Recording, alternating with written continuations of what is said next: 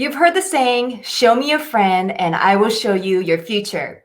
What are those friends that are shaping your future in your life in this ministry journey? Comment in the below and tag your friends to give them a shout out.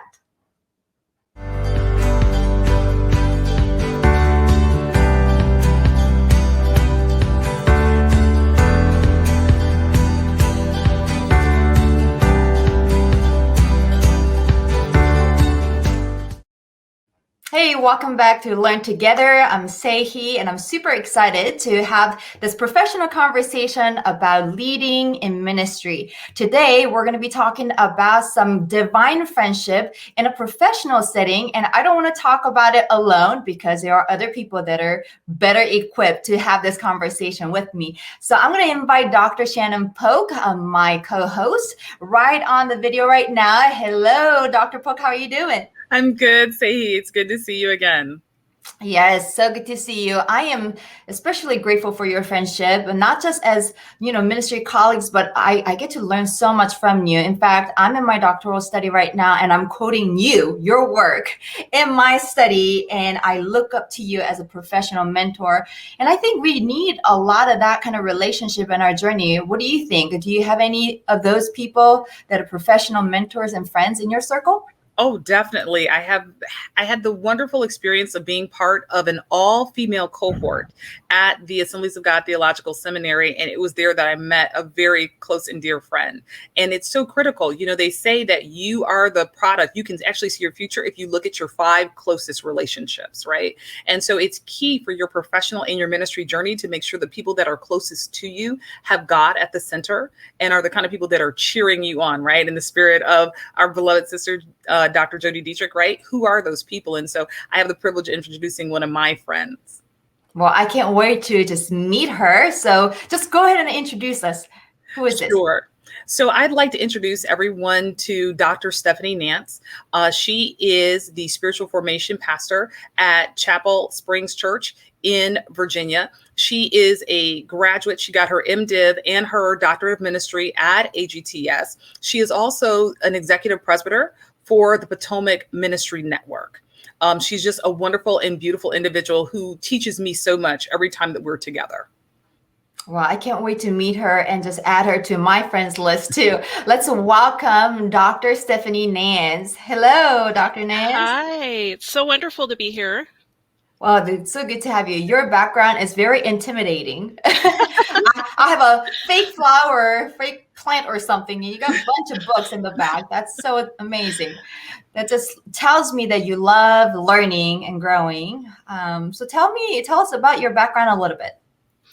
Yeah, well, I've been in ministry now for 21, 22 years and spent several years in Alaska where I was on staff at a church there, and then ended up moving to Springfield to do my graduate work, as Shannon mentioned. Got my MDiv in expository preaching there, and then ended up just staying for a few more years than I anticipated, and went ahead and did my doctoral work. And I worked actually what was known as the Network for Women in Ministry at the time, now the Network for Women of Women Ministers, the Network of Women Ministers. Yes. It's really hard for me to make that change, but I worked there for several years. And so many people may know me from that, overseeing our events and working with Dr. Beth and Dr. Jody, and also working with Judy Rachels for a time as well. And so that's what I did there in Springfield. And then moved here to Virginia almost 7 years ago now. Wow. So you have such a great legacy already. You're talking about you were in ministry over 2 decades. You look like you're in mid-20s. So it's kind of unfair. Yeah. Well, that's incredible. You actually work with the movers and shakers of our movement fellowship, Assemblies of God. And it's very rare for us to get to know or to meet the people that are founding members of our Network of Women Ministers. So Dr. Pook, thank you so much for introducing Dr. Nance to our podcast. This is so wonderful. I'm honored to meet you personally, and thank you for the work that you've done. We have some great questions that we want to talk about in relations to the friendship in a professional setting, and you both are professional ministers in many various contexts, but also with a doctoral degrees, a terminal degree. So I think there's a lot of encouragement that can come out of our conversation. So Dr. Pook, why don't you just throw us the first question so we can go through this conversation? Well, I want, hopefully, Steph, we can talk a little bit about how professionally we've been able to survive through this craziness that has been COVID, this pandemic. How has friendship been a part of that spiritual formation that has allowed us to thrive as ministers? Because I think there are a lot of people right now that are feeling shaken up, like, oh my gosh, what we do now, we're dealing with the Delta variant. How do you make that connection between friendship, spiritual formation, and surviving a pandemic? Well, so I have a theory that I've just formed in my head, and I'll just throw it out today. But I've been really focusing lately on the stages of faith, our faith stages on the journey. And I'm preparing to teach a class on this, Shannon, in October. This will be part of it, but looking at the different stages. And one of the stages which we tend to love in our faith journey is that stage of feeling productive and active and fruitful and hashtag feeling blessed. and I think a lot of ministers going into the pandemic, that's kind of, we were thriving. And then we hit this wall, which is also something very real on our journey.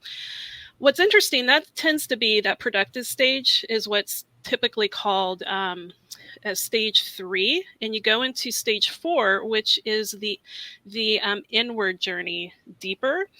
And I think, once again, this is my theory, I think a lot of us got thrown in there.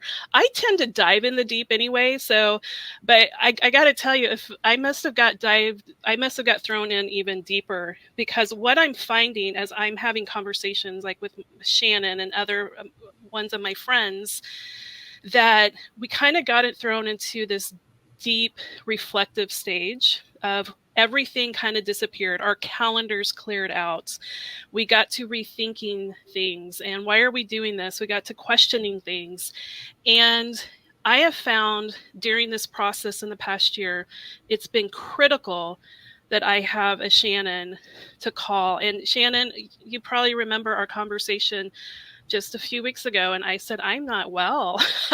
I'm a formation pastor, and I'm counseling people, and I'm doing spiritual direction, and I'm like, I'm really struggling. And we just had an open conversation of this is where I'm at this week or this month. And we need to be able to have those friendships that I like to look at it as, our path, that we're on this pilgrimage on our way home, and we are walking alongside one another. And that, Shannon's is one of my pilgrimage friends, and I need those conversations. You often you can look at even the road to Emmaus, the two disciples that were walking that road together, and they were processing life and processing the fact that this guy they just gave everything to was crucified. And then these rumors started that he wasn't dead anymore. And so I feel like we've been on kind of that road this past year.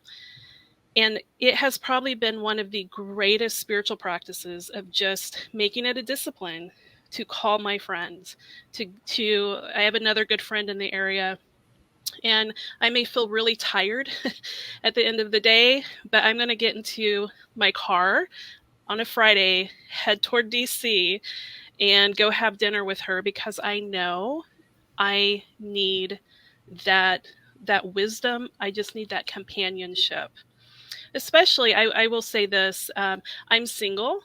And so, I'm 45, I'm single. It is absolutely crucial for me to have someone to be processing with. Right. It's interesting. And Saehee, I don't know that you and I have ever had this conversation, but Steph and I were talking about, when you are a female leader, when you're a ministry leader as a woman, you don't always have safe places to tell your stories. And one of the things that, we've kind of talked about is that, so what happens is that women flood you with their stories, and you carry it differently because you're not just carrying your story, you're carrying all of these other stories. And so in order to really stay grounded and rooted, you need these friendships that are going to help you have a place to share, to process, to understand, to learn from one another and grow. I think it's really critical because so often people look at networking as, okay, I'm building this relationship because it's going to help me on my career trajectory, as opposed to looking at it as a way that's going to spiritually form you and deepen your roots in a way that you can withstand the storms that come from ministry. When I think about people that are, you see people study their study groups in law school, you've got your study group, and those are the people you're going to study with. You're going to go and they're going to help you through the exams, but they're also going to help you through the bar exam, which is like, just grueling. And I think in ministry, particularly as women, we haven't done that. We haven't figured out how to make those connections in a way that isn't just transactional, but is transformational. That's awesome. That's really good. Yeah, and if I can just speak to that for a moment, the positions I've had over the years, like with Dr. Beth, Dr. Judy, and then I've been an assistant to a couple male leaders as well, and very fascinating the difference there, because I saw the women leaders carry a heaviness because they're so few that visually other women could see that they often did get dumped on in a sense. They never viewed it that way, but yet you could see the heaviness of hearing all those stories. And so I think it's critical that we do have this network where these relationships can develop, and having different events and cohorts where you're developing these friendships, because one person can't handle it all. And I have seen in the last decade a major transformation there, and in a really good way, that I feel like with more and more women becoming more visible, that it's not all going to one or two main leaders. I recently met a lady who is well into her 60s, and she had received a call about 30 years ago, and she was now fully ready to answer the call, and she was clueless about the network of ministers. So we introduced it to her, and then she's like, I found my tribe. And this is a woman in her mid 60s, called to ministry, now obeying the call. And it doesn't matter how old you are, whether you're married or single, educated or not, we are the tribe that where you feel belong and you can become part of it and dream together and grow together. I think just having you both as postgraduate doctoral graduates, right? Not a student anymore, graduates. You guys met in school, and you know what it's like to encourage one another during this educational journey as well. And I believe that some of us, in fact, many of the women that are listening to our podcast today, they may be either in the process of getting a higher degree or contemplating whether or not they should. It's kind of like, well, I'm a licensed minister. Do I really need to be ordained? I can do what I have a bachelor's degree, or I have ministry backgrounds and experiences. Do I really need a higher degree? It's too expensive, and whatever reasons that may be. So how did you edify one another in this educational journey as part of the transformational spiritual discipline? Dr. Nance. You have to go into it with almost like a calling and know that it is a formational process. If you just go into it as a means to an end, you're going to end up with a piece of paper, that you can frame.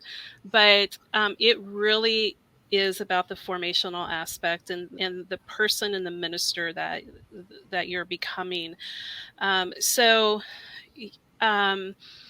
Shannon, it's been 12 years now. Yes.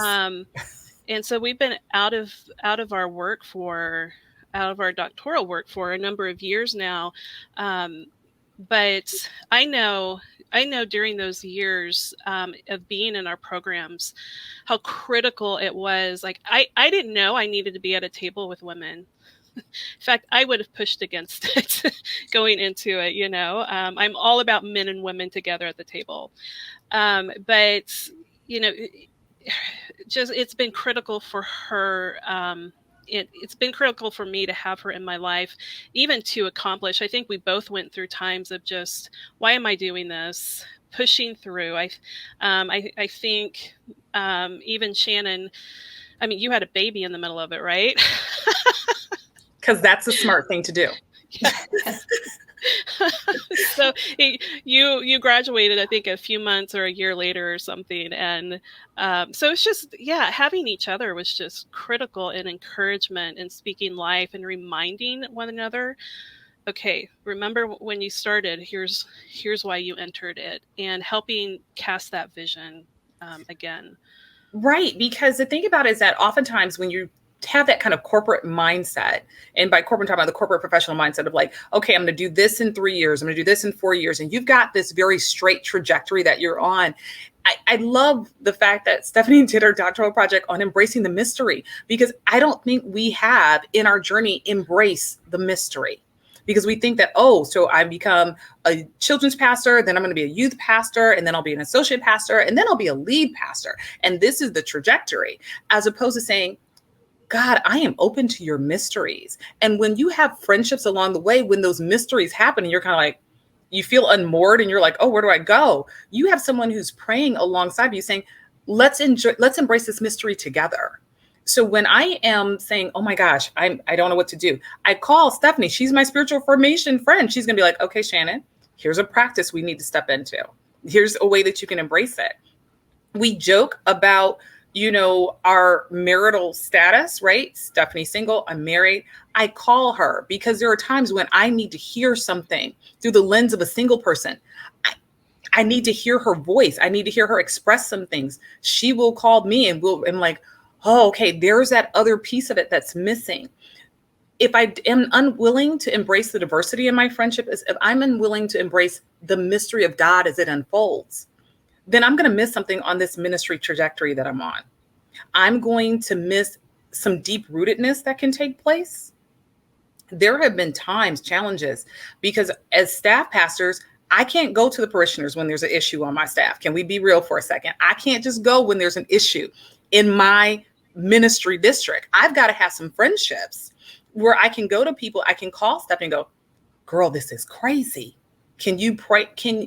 Where is Jesus in this? Help me get closer to God in this. This is what helps people stay in ministry. And if we operate in isolation, you won't have the staying power. It's about being connected. Stephanie, do you mind if I share the thing I said about how when we get old, I'll make sure that you have your stuff? Can I say that? Is that okay? Yeah. Go ahead and say it. So we were having this conversation. And I have plenty of friends that are single. And I said, Stephanie, if you're single and we're both in our 80s, I will make sure you have the right face cream wherever you are living. I will make sure you have what you need, because that is a concern, right? That as women age, will we have that security? Do we have people looking out for us? Will that be a part of us? And so it is critical as you are going through that trajectory that you know that these friendships are not just for a day. They are people that are going to walk alongside of you throughout the entire journey. I think that's something that men have done very successfully. When you look at a lot of our leaders, you can see the intersection of their lives throughout their journey where, oh yeah, we were youth pastors together. Oh, we were DYDs together, right? You see that. We don't necessarily see that for women. So we have to create that, and we have to be intentional about it. And so that's why, Saehee, when you said, okay, Shannon, where's your next guest? I was like, oh, Steph, because she's been doing the network. She knows this. She has that in her DNA, and being able to have the depth of relationships. That's great. Great insight. Intentional friendship in the professional setting as professional ministers, really, and transformational relationship and friendships rather than transactional. That was really powerful. And also embracing the mysteries of our relationship with God and with one another. And I love that how women can be flexible. Now, for those that are listening to you, both of you have this DMIT and JD titles at the end of it. It can be very intimidating, but also it can be very inspiring. So for women, and you, Dr. Nance, you kind of mentioned about that it has to be a calling, because if you're not called to a higher postgrad program, then you might as well just quit, right? It's a very hard journey. It really is a calling. But for those that may not be considering that, but they still want to pursue that transformational friendship in different journeys as professional ministers, what are some of the final thoughts that you have to encourage our women called to lead and serve God as ministers? In growing and like education outside of formal education. Well, we live in a great time where, you know, we've got so many books and podcasts, and I would say definitely lean into all of that and trainings and webinars, but pull in a mentor or two, pray for one, like ask God for one. And I get a lot of people all the time, I don't have a mentor. I don't have a mentor. Have you asked God? You know, and who are you mentoring? Have you opened yourself to that? And so lean into that, maybe even some spiritual direction. Like these are all ways of just developing and learning and growing. One thing, in fact, I was just rummaging through my desk here earlier, and I found a little sticky note that I have that reminds me the 3 areas I really want to grow in every year to be intentional is just spiritual and theological, especially. That I find ways that I'm growing spiritually, and not just because I'm a minister, but I'm a human who's in a relationship with God. And then leaning into my theological development, and that can be all kinds of books or listening to podcasts and hearing discussions. So what's the third one? Leadership developments of there's great books out there. And so I always try to keep those before me as a balance of, okay, how am I learning and growing in these and developing these 3 areas every year. Be intentional. That's the key word, I think, is to be intentional to grow. Yet not everyone is called to the higher education. I love to see women, though, let me say. It does open doors for you, especially in our movement. But I will say, if you're not going to find ways to develop, because women, we know, we feel like we have to be better a lot of times than our male counterparts, because of just not having as few, having fewer opportunities. It can feel that way. So lean in and develop yourself, especially theologically. Be sound. I'm big on that. Know the discussions that are going on out there. Listen to them. This is why I love podcasts, and just hearing the conversations. When you get 2 or 3 or 4 people with different ways of thinking and viewing things, that can really help you. So Shannon, I don't know if you have any other thoughts on that. You know, I'm going to circle back to Saehee's original point, because Saehee's finishing up. You're in the writing process now for your DMIN, right? Yeah. Here's the thing. Oftentimes women suffer from what they call the confidence gap and, the imposter syndrome, where it's like, oh, I'm not sure if I'm supposed to be here. And I think that's doubly so when you're talking about women in ministry, where it's like, oh, because you don't necessarily feel all of those champions around you supporting you. So my strong encouragement is go through that academic process, if at all possible, because it lends credibility to you. It supports you. You may not even be aware of the subconscious ways that it encourages you to say, no, I can say this. I'm supposed to be in this room. I'm supposed to have this conversation. And I think that the more that you do that, the more comfortable you become standing in the womanhood that God has gifted you in, standing in your gifting, standing in your strength. Get ordained. I am like on the whole, like go as far as you can go, as far in if God has put that on your heart, if you're even kind of wondering about that, do that, because it does. And then here's the thing. As Stephanie said, we met in this all-female cohort. It was amazing. So you've got all these women of different ages, different ethnicities, all studying together. And what that did was, even if you felt like, oh my gosh, I'm not sure what's going to happen, I've got somebody I can look at and go, she's doing it. I can do this. Someone who's cheering me on, someone who's supporting me. Get that other friend in ministry who's going to go get their credentials with you. You don't have to do this alone. You're doing it as a group, and then you all can celebrate together when you have achieved that goal. And I think that's really critical. So many men do this well, and as women, we just haven't been good about staying connected to achieve those goals. And I think that's really critical. So I know that this is supposed to be part where I say, read the podcast. That's what Stephanie did. She's a spiritual formation pastor. I'm not a spiritual formation pastor. So I'm just going to tell you, go get the degree and go get ordained. I will. Both in, yeah. Let me say this, as an executive presbyter here in our district, I sit in on interviews all the time, for people getting licensed, and then once a year for ordination. And I love we're seeing so many women come through, and they're coming through at all ages, not just young, but older. And so I just want to say it's never too late. I remember when Judy Rachels became the chairperson of the network, she had just gotten ordained, and she was like in her early 70s at the time, I believe. If I got that wrong, Judy, I'm sorry. But I was just so encouraged to see that, that she still was learning and growing. And the same with, our cohort. It was such a variety. We had women in like every decade, probably up into their 60s.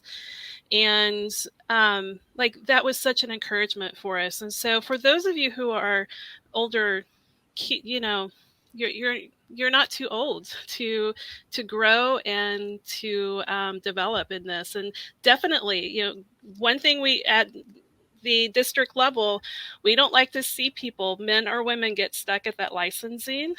We want to see them take that next step to ordination. And so if you haven't done that, definitely do it. Absolutely. And you can cast a vote if you're ordained. So that's Yes. where you make a difference, actually. Yep. So yeah, make your voice be heard. Dr. Nance and Dr. Pook, you guys are such an inspiration to us because you're walking the talk. You're not just talking about people to do the right things. You're doing the right thing and modeling it before all of us. So thank you for modeling faithfulness and obedience in your professional settings. I really appreciate you, and so inspirational seeing this wonderful friendship being formed, and just such a great reminder that we can't do this alone. We shouldn't. And so thank you. Well, for those of you that joined our conversation today, we are super excited that you chose to learn together from Dr. Nance and Dr. Pook today. And I just pray that this conversation encourage you in every season, and go find some friends that's going to be the life-giving friends. Like Dr. Pook said, find those 5 friends that's going to shape and form your future, because we're all in this together. Just continue to follow us on social media at AG Women Ministers. And until next time, God bless you. We'll see you later.